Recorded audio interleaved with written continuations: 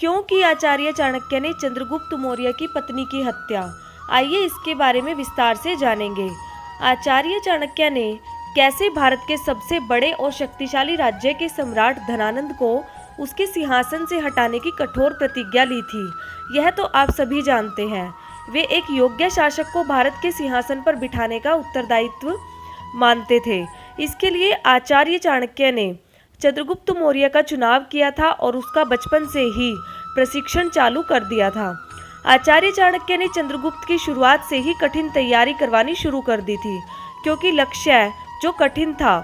इसी के साथ आचार्य चाणक्य कूटनीति व राजनीति के बहुत बड़े ज्ञाता भी थे। वे भविष्य के जोखिमों को देखते हुए उन्होंने कई कदम समय पूर्व ही उठाने शुरू कर दिए थे।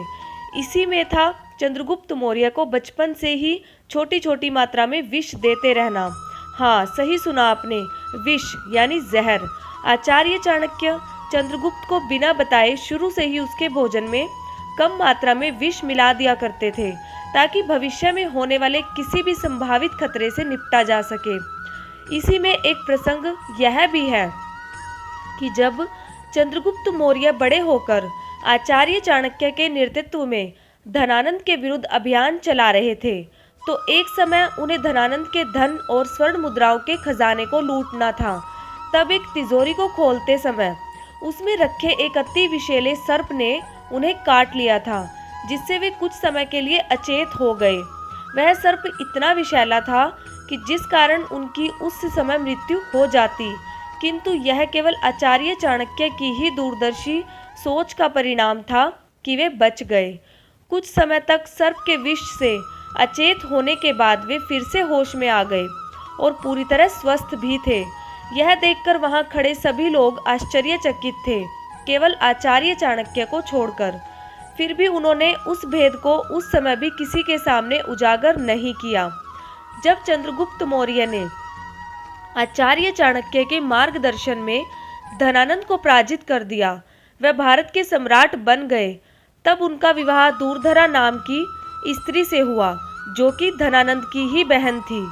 भारत का सिंहासन मिलने के बाद भी आचार्य चाणक्य ने चंद्रगुप्त मौर्य को उनके भोजन में विष देना जारी रखा, किंतु उन्होंने यह बात अभी तक भी किसी को नहीं बताई थी।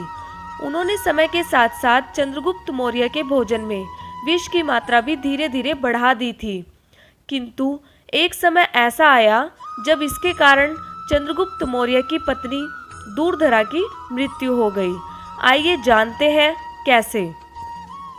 जब रानी दूरधरा 9 माह की गर्भवती थी और उनके प्रसव में केवल 7 दिन का ही समय शेष बचा था, तब चंद्रगुप्त ने अज्ञातवश अपना भोजन उनके साथ साझा कर लिया। हालांकि चंद्रगुप्त मौर्य इस बात से अनभिज्ञ थे कि उनके भोजन में विष है।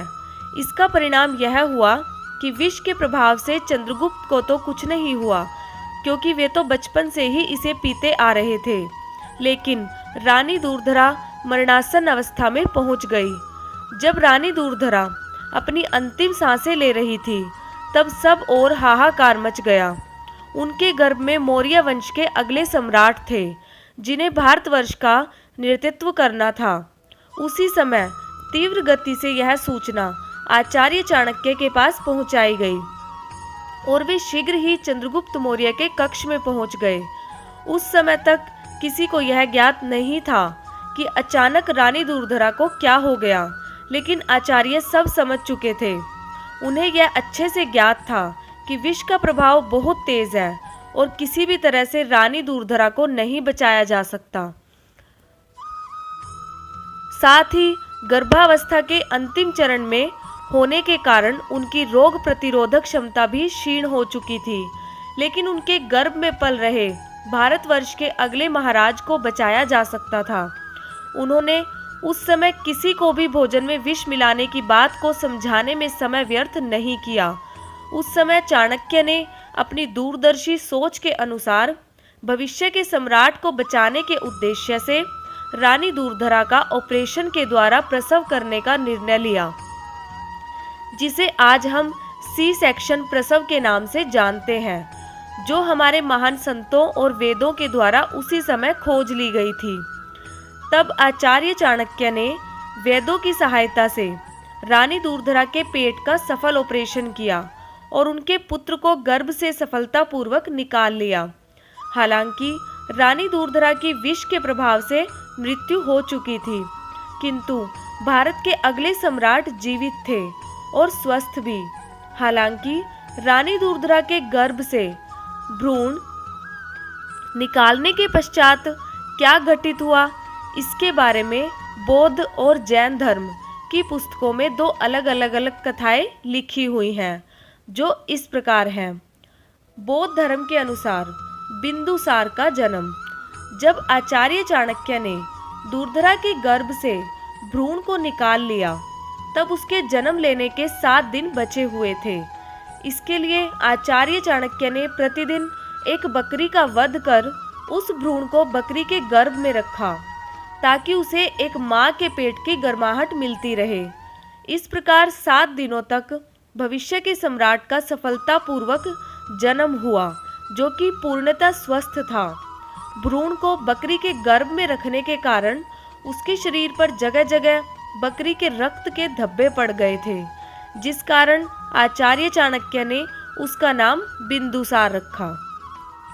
दूसरी कथा जैन धर्म के अनुसार बिंदुसार का जन्म। जैन धर्म की मान्यता के अनुसार जब रानी दूरधरा ने विष पी लिया था, तब उसकी एक बूंद भ्रूण के मस्तक तक पहुंच गई थी।